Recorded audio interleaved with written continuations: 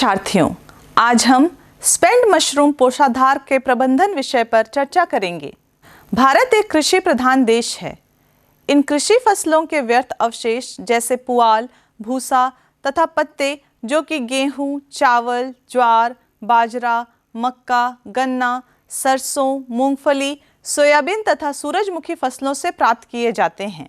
इनमें से कुछ का उपयोग पशुओं को खिलाने के लिए किया जाता है, लेकिन कई फसलों के अवशिष्ट का कोई उपयोग नहीं है तथा किसान इन्हें खेतों में ही जला देते हैं, जिससे वातावरण प्रदूषित हो रहा है, जिसका कुप्रभाव हमारे जीवन तथा वातावरण में आए दिन देखा जा सकता है। इसे कम करने के लिए मशरूम की खेती एक बहुत ही अच्छा साधन है।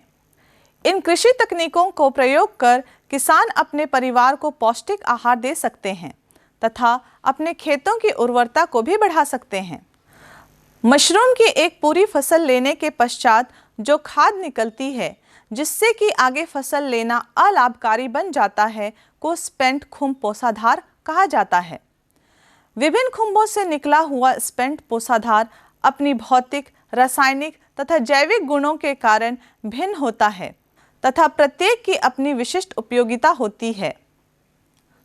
बटन खुम्ब के पोषाधार में नाइट्रोजन, फास्फोरस तथा कैल्शियम के अंशों के लिहाज से पोषक तत्व प्रचुर मात्रा में होती है तथा इसे बागवानी तथा अन्य फसलें उगाने के लिए गोबर की खाद के बदले में उपयोग किया जा सकता है। केचुआ खाद तैयार करने के लिए स्पेंट खुम्ब पोषाधार का उपयोग आहार पदार्थ के रूप में, पौध व्याधि प्रबंधन में, जैविक खनिज उर्वरक तैयार करने में तथा प्रदूषित मिट्टी का जैविक उपचार करने में भी स्पेंट खुम्ब पोषाधार का उपयोग किया जाता है। विभिन्न प्रकार के खाद्य मशरूमों को उगाने के लिए पौधों के अवशेष को पोषाधार के रूप में उपयोग में लाया जाता है। यद्यपि खुम्ब की फसल लेने के पश्चात प्रयुक्त पोषाधार को बाहर वातावरण में फेंकने के कारण विभिन्न प्रकार के पर्यावरणीय समस्याएं भी उत्पन्न हो सकती हैं, जैसे भूमिगत जल प्रदूषित होना, गंदगी तथा दुर्गंध फैल जाना इत्यादि। मुख्यतः स्पेंट खुम्ब पोषाधार के उच्च पोषक स्तर तथा मंद खनिजीकरण दर के कारण इसे कृषि में उपयोग लाने हेतु पोषक तत्वों का अच्छा स्रोत माना गया है। इसके अतिरिक्त स्पेंट खुम्ब पोषाधार में 45% पानी होता है तथा यह भार में हल्का होता है। स्पेंट खुम्ब पोषाधार की विशेषताएं। स्पेंट खुम्ब पोषाधार में प्राकृतिक विघटन से पहले साधारणतः नाइट्रोजन, फास्फोरस तथा पोटेशियम होता है। नाइट्रोजन तथा फास्फोरस प्राकृतिक विघटन के द्वारा घुलकर नष्ट नहीं होते हैं, परंतु पोटेशियम अधिक घुलनशील होने के कारण काफ़ी मात्रा में व्यर्थ चली जाती है। स्पेंट खुम्ब पोषाधार से निकलने वाले पानी के घोल में आयन के रूप में पोटेशियम, क्लोरीन तथा सल्फेट मुख्य अकार्बनिक तत्व होते हैं। अध्ययनों के अनुसार स्पेंट खुम्ब पोषाधार जैव पदार्थों से परिपूर्ण होता है तथा इसकी वजह से यह मिट्टी में पोषक तत्वों की बढ़ोतरी करता है, अम्लीय मिट्टी को सुधार करने में सहायता करता है तथा बंजर मिट्टी में पौधों की वृद्धि में सहायक होता है। कुछ मामलों में यह पानी की गुणवत्ता में सुधार लाने के साथ साथ औद्योगिक स्थलों के पास की प्रदूषित मिट्टी का उपचार भी करता है। स्पेंट खुम्ब पोषाधार को खाद के रूप में उपयोग करने हेतु इसकी भौतिक व रासायनिक विशेषताओं में सुधार लाने के लिए निम्नलिखित विधियों से एक अच्छी गुणवत्ता वाली खाद तैयार की जा सकती है। खाद तैयार करने की विधियाँ।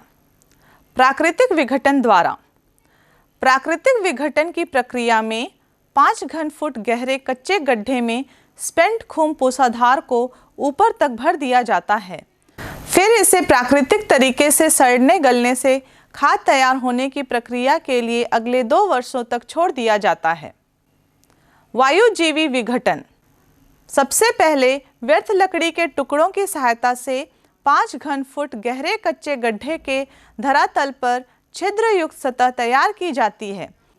गड्ढे के छिद्रयुक्त तल को वातावरणीय हवा से दोनों सिरों से खुली तथा 2 इंच व्यास वाली खोखली प्लास्टिक की पाइप द्वारा 1 फुट के अंतराल पर लंबतः जोड़ा जाता है।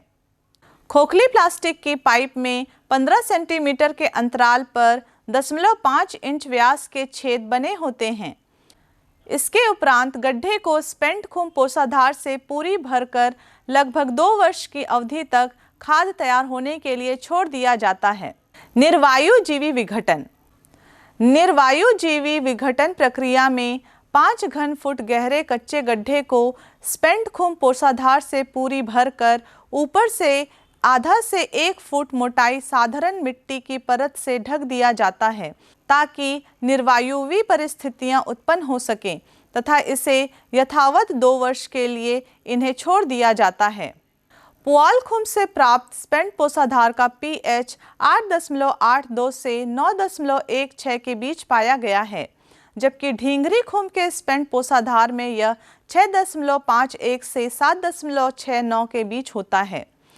ढींगरी खुम के स्पेंट पोषाधार की तुलना में पुआल खुम के स्पेंट पोषाधार में विद्युत चालकता मान, कुल घुलनशील ठोस पदार्थ व नाइट्रोजन की मात्रा कम होती है। ढींगरी खुम के स्पेंट पोषाधार में नाइट्रोजन की मात्रा पुआल खुम के स्पेंट पोषाधार में मौजूद नाइट्रोजन की मात्रा की तुलना में अधिक पाई जाती है। अन्य पोषक तत्व जैसे कार्बन व फॉस्फेट पुआल खुम के स्पेंट पोषाधार में ज़्यादा होते हैं। यद्यपि पोटेशियम, मैग्नीशियम व कैल्शियम की मात्रा इन दोनों प्रकार के स्पेंट पोषाधारों में बराबर होती है। खुम उत्पादन हेतु पोषाधार तैयार करने में प्रयुक्त अवयवों व पोषाधार तैयार करने की विधि का दोनों प्रकार के स्पेंट पोषाधारों के गुणों पर प्रभाव पड़ता है। बटन खुम स्पेंट पोषाधार को गड्ढे में गलाकर निर्मित खाद। स्पेंट खुम पोषाधार की 5 घन फुट गहरे गड्ढे में बनाई गई खाद के गुणों में विघटन के लिए खुले में छोड़ी गई खाद के मुकाबले अधिक विभिन्नता होती है। खाद निर्माण के शुरुआत से 30 दिन के अंदर pH, विद्युत चालकता, कण घनत्व तथा कुल घुलनशील ठोस पदार्थों में अच्छी खासी कमी आती है। जल धारण 180 दिनों तक लगातार एक समान रहती है। नाइट्रोजन, फास्फोरस तथा पोटेशियम तत्व 30 दिनों के खाद प्रक्रिया के पश्चात बढ़ते हैं, जबकि कार्बन, सोडियम क्लोराइड, कैल्शियम तथा नाइट्रेट घटते हैं। खाद निर्माण प्रक्रिया शुरुआत के 180 दिनों के दौरान विद्युत चालकता, कुल घुलनशील ठोस पदार्थों, परिमाण, घनत्व, जल धारण क्षमता तथा potassium, carbon, sodium, calcium, chloride व नाइट्रोजन के अंशों में सार्थक परिवर्तन आते हैं। स्पेंट खुम पोषाधार का उपयोग। बंजर मिट्टी में स्पेंट खुम पोषाधार मिलाने से इसकी संरचना, जल धारण क्षमता तथा पोषक तत्वों के स्तर में सुधार आता है। मिट्टी में स्पेंट पोषाधार मिलाने से pH तथा जैविक कार्बन अंश में भी वृद्धि होती है। विभिन्न फसलों पर स्पेंट खुम के प्रभाव पर किए गए अध्ययनों से पता चलता है कि मिट्टी की विघटित या अविघटित स्पेंट खुम पोषाधार मिलाने से pH तथा जैविक कार्बन अंश में भी वृद्धि होती है। विभिन्न फसलों पर स्पेंट खुम पोषाधार के प्रभाव पर किए गए अध्ययनों से पता चलता है कि मिट्टी में विघटित या अविघटित स्पेंट खुम पोषाधार मिलाने से पौधों के शुष्क पदार्थ तत्वों में वृद्धि होती है। स्पेंट खुम पोषाधार को 5% की दर पर मिलाने से पौधों की फास्फोरस तथा पोटेशियम तत्वों की आवश्यकताओं को पूर्ण रूप से पूरा किया जा सकता है, जबकि नाइट्रोजन की आवश्यकता 25% की दर पर स्पेंट खुम पोषाधार मिलाने से पूर्ण रूप से पूरी की जा सकती है। मिट्टी में स्पेंट खुम पोषाधार मिलाने से पौधों की विभिन्न प्रजातियों में वृद्धि कारक क्रियाओं को देखा जा सकता है। स्पेंट खुम पोषाधार की खाद मिलाने से मिट्टी की भौतिक तथा रासायनिक संरचना में भी सुधार होता है। मिट्टी में स्पेंट खुम पोषाधार के उपयोग से फसल उपज में बढ़ोतरी होती है तथा इससे कृषि एवं बागवानी फसलों की बीमारियों का भी प्रबंधन होता है।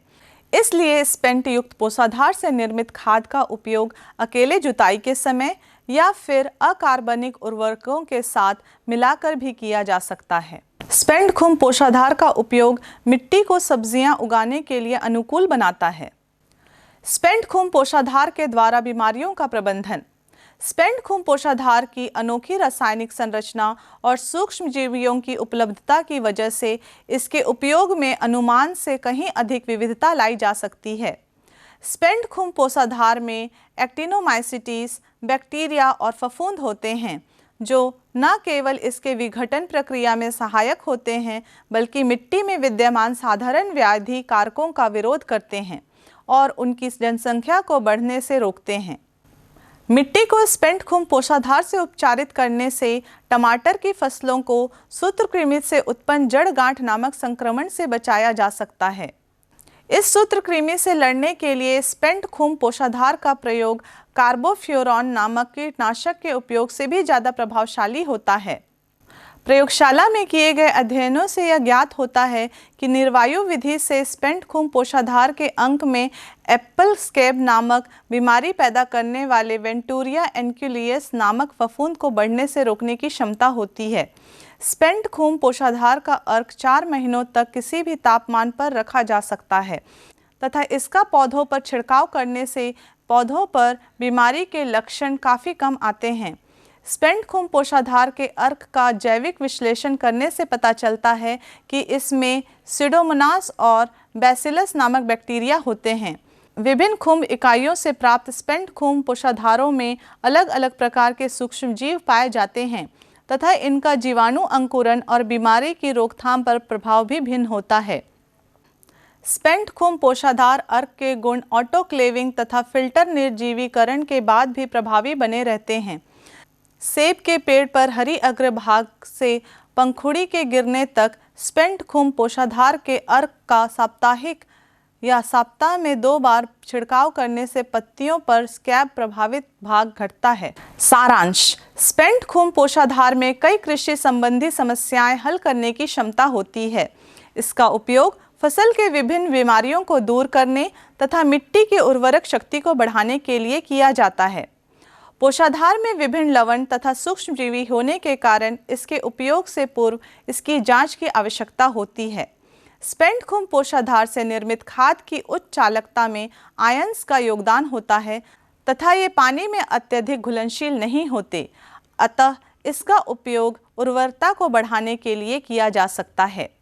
स्पेंट खून पोषाधार का दोहन पर्यावरण प्रबंधन, कृषि तथा पुनः चक्रित योग्य ऊर्जा उत्पादन हेतु किया जा सकता है, जिसके लिए स्पेंट खून पोषाधार के भौतिक, रासायनिक तथा सूक्ष्म जैविक गुणों पर पूर्ण ध्यान रखना जरूरी है। धन्यवाद।